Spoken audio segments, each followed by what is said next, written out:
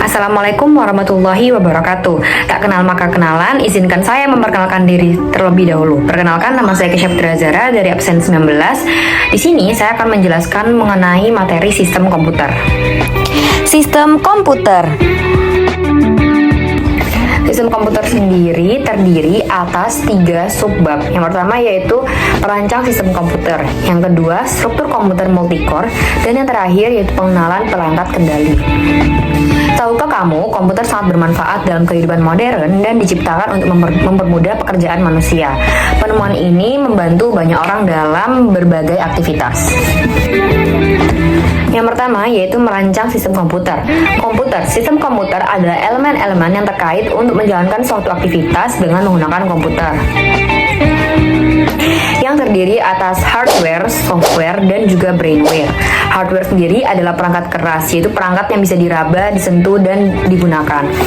Yang kedua adalah software. Software sendiri adalah perangkat yang sudah ada di dalam komputer, jadi tidak bisa diraba, namun bisa dilihat dan digunakan di dalam komputer. Yang terakhir yaitu brainware. Brainware sendiri adalah pengguna, jadi pengguna dari komputer.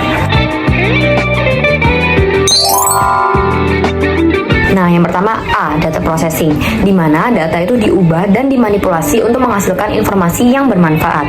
Biasanya proses ini terjadi di CPU. Selanjutnya yang B yaitu data storage. Nah, data storage ini terdiri atas 2 macam, yaitu yang pertama RAM dan juga ROM. Nah, apa sih bedanya RAM sama ROM itu? RAM itu kepanjangannya adalah Random Access Memory, atau yang artinya memori sementara. Contoh dari RAM sendiri itu adalah flash RAM. Nah, selanjutnya ROM. ROM itu kepanjangannya Read Only Memory, yang artinya memori permanen. Contoh dari ROM itu adalah EEPROM dan juga USB hard drive.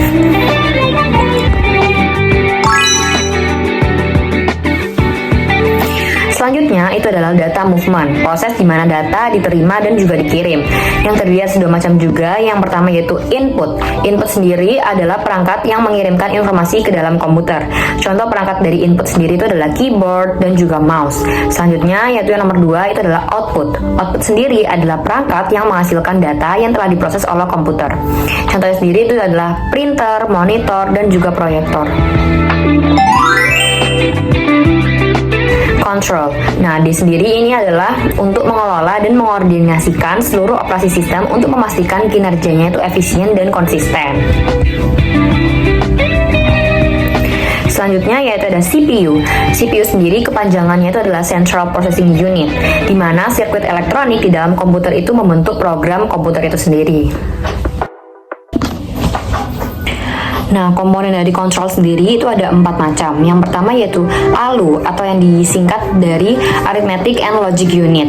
Nah, ini merupakan bagian yang melakukan operasi aritmetika dan juga operasi logika. Yang kedua yaitu Control Unit, adalah bagian dari prosesor yang mampu mengatur jalannya sebuah program.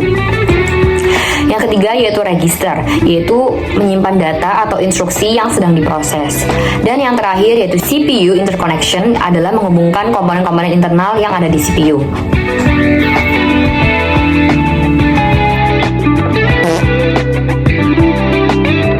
Masuk ke main memory, tempat penyimpanan sementara untuk data yang sedang digunakan oleh CPU.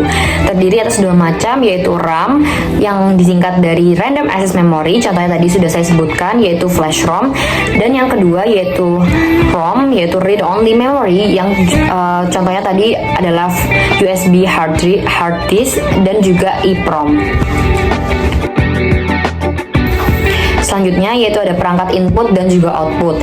Nah, input tadi artinya memasukkan data dan output tadi mengeluarkan data. Contoh dari perangkat input sendiri ada mikrofon, terus ada mouse, ada barcode reader, terus ada keyboard. Nah, contoh dari output sendiri itu ada proyektor, terus speaker, dan juga printer.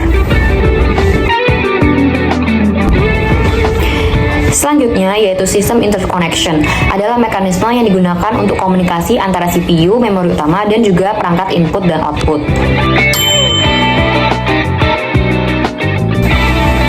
Nah, selanjutnya masuk ke struktur komputer multicore. Core sendiri adalah pemrosesan individual pada chip prosesor. Prosesor adalah komponen komputer yang menginterpretasikan dan menjalankan instruksi. Nah, elemen fungsional core itu terdiri atas 3 macam. Yang pertama, instruction logic, yaitu mengambil instruksi dan mengkode. Yang kedua yaitu Arithmetic and Logic Unit atau yang disingkat tadi ALU, yaitu melakukan operasi yang telah ditentukan. Dan yang terakhir yaitu Load atau Storage Logic, yaitu mengolah transfer data dari memori utama melalui cache. Nah, kita sudah masuk ke subbab 2, yaitu pengenalan perangkat kendali yang terdiri atas dua macam, yaitu yang pertama single board computer. Nah, single board computer sendiri atau yang disingkat dengan SBC adalah komputer pada satu papan sirkuit yang memiliki mikroprosesor, memori, perangkat input dan output.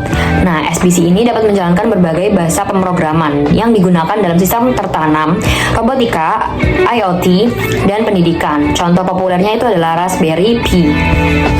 Nah, di sini ada gambar dari single board computer. Kedua yaitu single board controller. Nah, single board controller sendiri dirancang untuk mengendalikan perangkat atau tugas tertentu dengan komponen sederhana dan biaya yang terjangkau. Perangkat ini cukup populer di dunia pendidikan. Contohnya yang terkenal itu adalah Arduino yang menggunakan bahasa wiring. Nah, di sini ada gambar dari single board controller. Nah, selanjutnya masuk ke perkembangan teknologi microcontroller. Nah, saat ini microcontroller telah dilengkapi dengan berbagai komponen dasar, yaitu yang pertama microcontroller itu sudah terhubung ke komponen dasar. Yang kedua yaitu satu daya via USB dan voltage regulator yang sudah ada di board. Yang ketiga yaitu hardware untuk melakukan flashing. Dan yang terakhir yaitu ada hardware tambahan untuk melihat output. Nah, jenis-jenis microcontroller. Nah, jenis-jenis dari microcontroller sendiri itu ada 4. Yang pertama yaitu 4 bit. Nah, ini adalah microcontroller dengan jumlah bit data terkecil. Yang kedua itu ada 8 bit, yaitu microcontroller yang paling banyak digunakan. Dan yang ketiga yaitu yang 16 bit, yaitu digunakan untuk mengatur tangan robot dan aplikasi digital signal processing DSP. Yang terakhir yaitu 32 bit, yaitu untuk aplikasi robot, instrumen cerdas, image processing, telekomunikasi, dan automobil. Nah, sekian materi pembelajaran pada hari ini. Semoga ilmu yang saya sampaikan bermanfaat. Terima kasih. Wassalamualaikum warahmatullahi wabarakatuh.